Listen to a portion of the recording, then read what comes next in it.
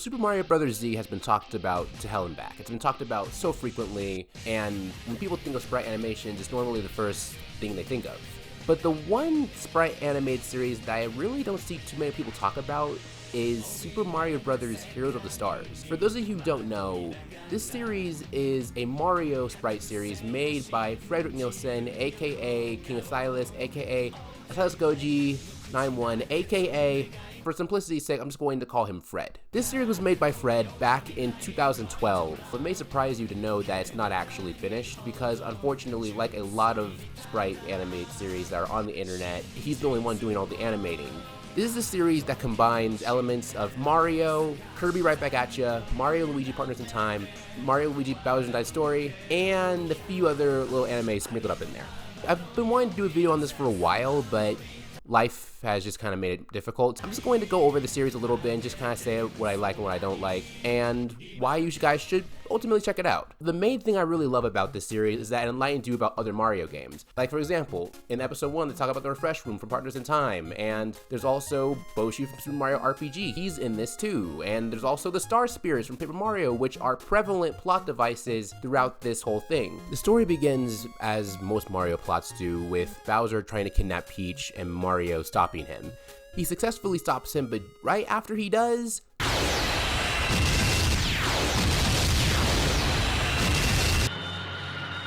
aliens. This is where the Shroobs from Partners in Time come into play. The Shroobs are looking for a new planet to conquer because their old homeworld is dead and basically just desolate and not livable. This results in them taking over Bowser's castle and all of his forces, and as a result, Bowser must team up with Mario and friends to stop them. This is where the other elements from the other Mario series come into play. The only way they can really counteract Princess Shroob's forces is by collecting the 7 Star Spirits, which are scattered throughout the Mushroom Kingdom in treasure chests, because she changed all of the Star Spirits into cards, similar to how Bowser turned all the Toads into blocks from the first Mario game. So basically, they gotta go around the Mushroom Kingdom and find these cards and try to stop Princess Shroob and the Dark Star. Now, you might be wondering, how does Kirby fit into Mario? This is how. Yes, Mario in this series rides the Warp Star, just like how Kirby does in the Kirby games. And honestly, I really think that's a cool idea. I always thought it was so cool seeing Mario on the Warp Star. And also, I really just like how it's used in fights, ultimately. Which brings me to the best thing about this entire series, the fights. Like Super Mario Bros. Z, this series has plenty of Dragon Ball Z-esque fight scenes, which are really awesome. And while they aren't as cool as the reboot version of Super Mario Bros. Z's fight scenes, they're still really cool. Also, there are lots of references to other series as well. When Mario and Luigi fight each other in episode 10, for example, there's a point in the fight that is straight up ripped from Dragon Ball Super. The Mario and Bowser vs. Goomboss fight that happens in episode 6 is also a really good one as well. My favorite fight scene is easily the remastered version of Mario vs. Bowser. And I say remastered because Fred actually made 2 versions of episode 1 and 2. The choreography is fantastic, the punches are so strong that the rocks behind them break whenever they miss, and the finale where Mario gut punches Bowser so hard that the rock behind him explodes into oblivion and then Bowser just coughs up blood is so awesome, which also reminds me of another thing. There's blood in this series, so much so that it might turn some Mario fans off. But personally, I love blood and stuff because it's more realistic. You know, I never was really a fan of media where characters fight each other and never bleed, because it's like, you know, people bleed, you know, we got blood. The lighting also is really cool too. I love the lighting. I really think Fred does a good job of making all the sprites blend in with the environments well. This is really noticeable during the sunset and night scenes especially. I just really love how the sprites look and how they blend with the environment. It looks amazing.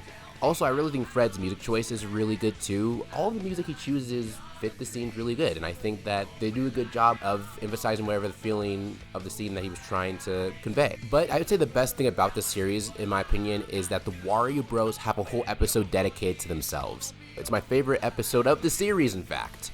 Everything you can expect from a Wario Bros episode is there. There's comedic hijinks, awesome fights, and there's even a point where Wario pulls an SMG4 and actually uses Waluigi as a rocket launcher. So, oh yeah, Fred actually showed Waluigi some love.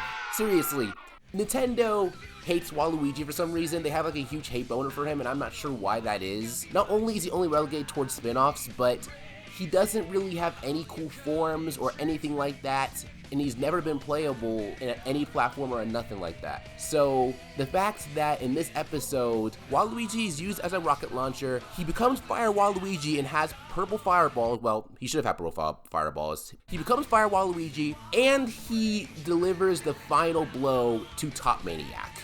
If that isn't awesome, I don't know what is. So episode 8 is easily the best episode in the series, in my opinion. The eye catches they have in the episode are nice too. Like in the animes that they're based off of, Fred actually added eye catches to the episodes. These are like little pictures that happen around the middle of the episode that may talk about a character. It may just show Mario and Co doing something funny or something random. It's nice. I like it quite a bit. It's almost like Fred is taking a bunch of elements from all these different pieces of media and just making this Frankenstein-esque monster kind of a series, which for the most part I feel in concept is a good idea, but how it's executed plot-wise could be better, because one of the main cons of this series for me is the writing. That is easily its biggest flaw. For one thing, the dialogue is grammatically correct a lot of times, and sometimes it doesn't even make sense. And even the characterization at points just feels off. Like, there are times where I would hear Mario speak and I would wonder if I'm listening to Mario talk or Luffy from One Piece. Like, for example, right after Mario defeats Bowser, Mario falls to his knees and is like, "You idiot! You can never defeat me!" And he's like slams his fist into the ground. Like, you've defeated him so many times, so why are you acting all dramatic about it now? It just seems so over the top. And I know it's based off of One Piece and all that, but I still feel Fred could have handled this a little better. I feel he could have maybe made it less dramatic. He could have just maybe make Mario say like, "Bowser, when will you ever learn?" Or something like that. I don't know. I'm just thinking of some ideas off the top of my head right now, but I just feel like how it was handled was just a little too over the top.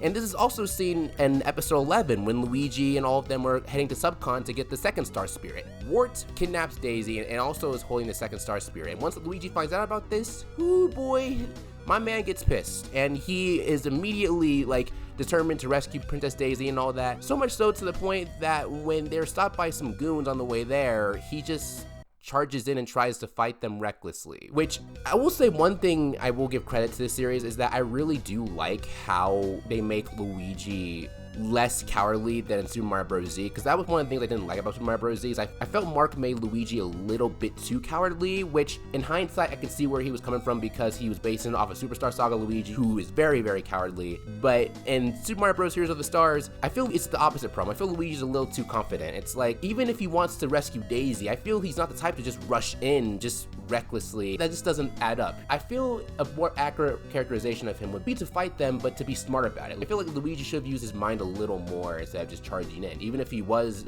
determined to rescue Princess Daisy. Also, why is Princess Shroob the only person who can break the seal in the Dark Star? In episode 4, when they're learning more about Princess Shroob and who she is and just the Shroobs in general, one of the characters mentions flat out that Princess Shroob is the only person who could break the seal in the Dark Star, but why is she the only one? What's stopping some other Mario villain from doing that exact same thing? Heck, why didn't Bowser try doing that at any point? Does she have some sort of alien technology that I don't know about? I feel like that could have been explained more. And also, if there was a Toad archaeologist who studied the Shroobs and knew their technology and how they operated, why hasn't the Mushroom Kingdom developed their own technology and plans in the event that the Shroobs do invade the planet? I feel that would be a good countermeasure in case that were to happen. But I think the most interesting thing about this series is the fact that it actually has a manga equivalent that you can view on DeviantArt. As of right now, episodes 12, 13, and 14 are currently the only ones that are in manga form, and as cool as it is that you actually can see more of the story beyond what's on YouTube, there are plenty of questionable moments. I think it'd be better if world-renowned YouTuber, Let's Player, Min fanboy,